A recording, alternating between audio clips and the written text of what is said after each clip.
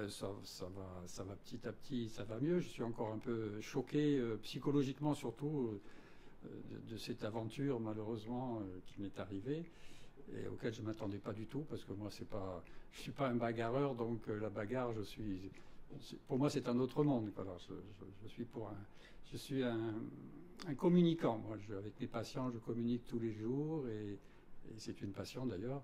Et j'essaie de trouver des remèdes aux problèmes médicaux, mais même psychologiques parfois. Hein. C'est vrai qu'il y a beaucoup de psychologie en médecine. Et là, bon, bah, je suis un peu percu encore. J'ai eu de très fortes douleurs sur les côtes. Je crois que d'avoir une côte cassée, mais c'est pas grave. Ça n'est qu'une douleur, un petit peu mal à la tête. Mais les douleurs psychologiques sont plus, à mon avis, plus tenaces que la déception et le traumatisme psychologique pour moi est plus grave que les douleurs. Ouais. Vous arrivez à mieux dormir aujourd'hui? Ben, j'ai encore un peu d'insomnie depuis que c'est arrivé. Je dors mal, je suis obligé de prendre des médicaments pour essayer de me détendre, parce que sinon ça revient, l'événement revient en boucle dans mon esprit, et puis ça m'agite la nuit. Oui. Mais bon, ça va passer avec le temps. En fait, c'est lors d'une visite que vous avez été agressé? Voilà, une visite de contrôle classique que je fais régulièrement. Je suis missionné pour aller vérifier qu'un arrêt maladie est justifié. Donc, j'ai sonné chez cette personne qui, heureusement, se trouvait au rez-de-chaussée. Je suis tombé sur une personne extrêmement en colère. Tout de suite, à peine avait-il ouvert la porte, il a commencé à m'insulter, à me traiter de mafieux. Je faisais partie, soi-disant, d'une bande de mafieux avec son patron et de voleurs. Alors, je lui ai expliqué, moi, je ne connaissais pas son patron, que j'étais une personne tout à fait indépendante, et simplement voir si son arrêt était justifié. Donc il m'a tout de suite expliqué que son patron était un sale type, que c'était un voleur, voilà, et qu'il y avait un conflit pour des histoires d'organisation du travail. Enfin, moi, ça ne me concernait pas. Je lui ai dit, écoutez, monsieur, je suis désolé, mais moi, je viens de voir si vous êtes malade. Il me dit, ben, je prends des antidépresseurs. Je lui ai dit, je ne suis pas sûr que vous ne me donnez pas l'impression d'une personne dépressive. Au contraire, vous m'avez l'air très dynamique, même... Voilà, et un peu trop peut-être, je dirais. Et je pense pas que je puisse justifier votre arrêt maladie. Le fait que vous soyez en colère vis-à-vis de votre patron ne justifie pas que vous arrêtiez de travailler. Vous pouvez faire votre travail quand même si les conditions ne sont pas idéales. Et donc je lui ai dit, ben, si vous voulez bien signer le document, comme quoi je me suis bien présenté et que j'ai donné mes conclusions. À ce moment-là, il s'est mis dans une rage folle, encore plus folle que ce qu'il était, parce qu'il était très agité. Et il m'a arraché le document des mains, l'a déchiré, et puis immédiatement après m'a percuté un coup de poing dans le visage qui m'a beaucoup surpris, effectivement, et traumatisé, c'est vrai. Et l'ennui, c'est que non seulement ça, c'était pas seulement un élément de colère, c'est que moi, je me suis enfui, évidemment, immédiatement, parce que j'avais pas envie de me battre, et en plus, j'ai pas la carrure de quelqu'un qui se bat. Mais il m'a poursuivi avec un acharnement, me tapant de tout ce qu'il pouvait, à coups de pied, à coups de poing. Heureusement, j'étais resté à l'extérieur de son appartement, j'ai pu m'enfuir facilement. Nous étions au rez-de-chaussée aussi, c'est une chance. Donc j'ai pu me sauver dans la rue très rapidement en appelant au secours. Et il y avait quelques passants, et un des passants un petit peu costaud s'est interposé. Ce qui fait qu'il a arrêté de me tabasser, de me poursuivre, parce que moi j'étais inquiet. Je me dis, qu'est-ce qui va m'arriver? Je veux dire, il veut m'achever, cet homme-là. Il s'acharnait sur moi, là. Il me dit, si je tombe, il va me tuer. Bon, heureusement, je ne suis pas tombé, je suis resté sur mes deux jambes, et puis j'ai réussi à me sauver grâce à cette personne, que je remercie d'ailleurs, parce que je n'ai pas eu la présence d'esprit de prendre ses coordonnées et son nom, mais enfin, je la remercie chaleureusement. Et puis, il a été courageux quand même. Enfin, c'est une personne assez costaud, je pense que ça a un petit peu influencé l'agresseur, et qui a cessé de me poursuivre, mais il m'a continué de loin à m'insulter, à vitupérer. Moi, je me suis éloigné rapidement vers une pharmacie, puis après vers le service d'urgence pour me faire recoudre, parce qu'on m'a fait 7 points quand même. Hein. Donc, ça s'est quand même bien terminé, parce que je me sentais mal parti, sincèrement. J'étais très inquiet sur la suite des événements. Si j'avais été seul dans un quartier, je ne sais pas comment cette affaire serait finie. Vous avez eu peur? Ah, j'ai eu très peur. Enfin, peur, c'est peut-être pas vraiment le mot, parce que moi, je suis pas quelqu'un d'anxieux naturellement, mais je veux dire, je me dis, ce type, il va me tuer, quoi. Et il était d'un acharnement.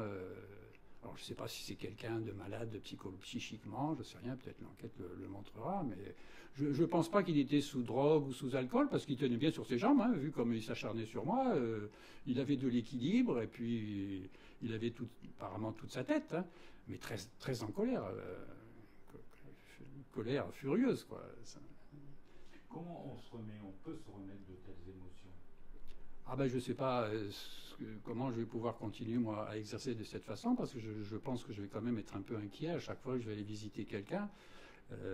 Alors je pense que je vais prendre des précautions. D'abord je vais me procurer peut-être une bombe lacrymogène au cas où. Si j'avais eu ça dans la poche, peut-être que ça m'aurait aidé à arrêter la poursuite quand même. Ça m'aurait pas empêché de prendre un coup dans la figure, parce que ça je m'y attendais pas. Et puis je serais peut-être ma façon de travailler va être différente. Je pense que les personnes, je leur annoncerai pas ma décision dans l'immédiat. Surtout si je vois des personnes un peu contrariées, je leur dirai écoutez, je vais étudier votre question et puis vous recevrez les réponses par courrier, quoi, comme on fait dans certains cas. Malgré tout, et après 50 ans dans cette profession, vous avez décidé de continuer. Ah oui, moi sur le niveau de la profession, dans mon travail quotidien au cabinet, je n'ai jamais eu de problème. J'ai eu une fois ou deux des personnes un peu agitées ou des drogués qui exigeaient des choses que je ne pouvais pas leur donner, qui ont été un peu difficiles, mais c'est tout, sans plus. On ne m'a jamais agressé physiquement, c'est vraiment la première fois en 50 ans quand même, hein. C'est vrai que dans les arrêts de travail, je pense qu'il y a un problème actuellement, c'est que j'ai l'impression que les gens trouvent normal de s'arrêter quand ils n'ont plus envie de travailler. Donc qu'il y a une maladie ou pas, c'est pas leur problème, c'est pas vraiment leur problème. Ils se sentent pas bien, ils sont contrariés par leur patron et ils demandent des arrêts. Ça, je le vois assez fréquemment, non seulement dans mon cabinet, mais aussi surtout dans les contrôles. C'est souvent un peu limite, pas forcément tout à fait anormal, mais enfin limite, on va dire. Mais pourquoi vous refusez d'arrêter? Ah ben parce que je viens contrôler un arrêt maladie. Justement, c'est ce que je leur explique. Si je ne trouve pas de maladie, si c'est simplement une contrariété ou une personne qui en a marre de son travail ou qui n'aime plus son travail, c'est pas la sécurité sociale de gérer ça. Je leur explique, essayez de voir si votre patron se comporte normalement. S'il ne se comporte pas, vous avez le syndicat pour vous défendre, mais c'est pas une maladie. Si vous n'êtes pas malade, c'est pas la Sécu qui doit payer vos travaux. Non, mais je voulais dire, vous, pourquoi vous ne voulez pas arrêter? À moi personnellement dans mon travail, parce que je suis passionné de mon métier. J'adore mon métier parce que je trouve que c'est un métier d'une grande humanité. On est là pour faire du bien aux gens, quoi, aider les gens. Et c'est très satisfaisant, ça, je veux dire. J'ai vraiment l'impression d'être utile aux gens et ils sont extrêmement reconnaissants. Ils me remercient tout le temps. Ça, c'est un grand plaisir. Qu'est-ce que vous voulez dénoncer aujourd'hui? Qu'est-ce que je veux dénoncer? Moi, je crois que nous sommes dans une période, malheureusement, ça c'est un peu d'une façon générale, où on tolère l'utilisation de la violence dans tous les cas. Et moi qui m'intéresse un petit peu à la politique internationale, j'ai le sentiment, je fais un rapprochement, c'est peut-être un peu idiot, mais un rapprochement de ce qui m'est arrivé, on a l'impression que la violence dans notre pays est tolérable. On est dans les manifestations, on est des gens qui se permettent de tabasser des policiers. Ça me paraît totalement hallucinant. Je veux dire, qu'on se permet d'envisager de taper un policier, je trouve que ça démontre qu'il y a quelque chose qui se passe dans notre société. Sur le plan général, moi je suis très traumatisé aussi par cette guerre en Ukraine parce que c'est horrible ce qui s'y passe. Des morts tous les jours, des trucs terribles.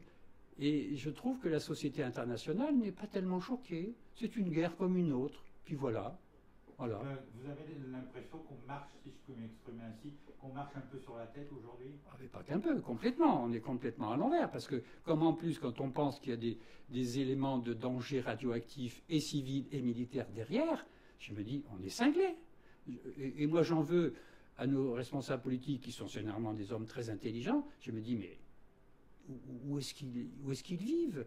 Ils sont ailleurs. Ils ne se rendent pas compte qu'ils sont dans un monde d'un danger extrême. Alors qu'on est dans une catastrophe climatique qu'on voit quotidiennement, quand on voit ce qui se fait, les dépenses faramineuses d'armement et de destruction en Ukraine, entre autres, on se dit, mais je rêve. Et ils ont l'air de gérer ça comme si c'était du quotidien. Voilà, bon, on envoie quelques chars, c'est tout. Votre agresseur présumé, on vient de l'apprendre, a été remis en liberté. Ah bon? En attendant, ça m'inquiète, ça. En attendant une comparution immédiate lundi. Eh bien, je vais faire attention pendant le week-end. Donc vous disiez, ça vous inquiète? Ah ben ça m'inquiète, oui, parce que justement, c'est le problème, c'est que je me dis, si ce type-là, il a envie de se venger, qui m'attend en bas du cabinet, heureusement c'est le week-end, je ne serai pas là, enfin, sauf aujourd'hui, vous êtes là pour me défendre. Ça m'inquiète, je trouve que là, il y a un petit peu laissé aller.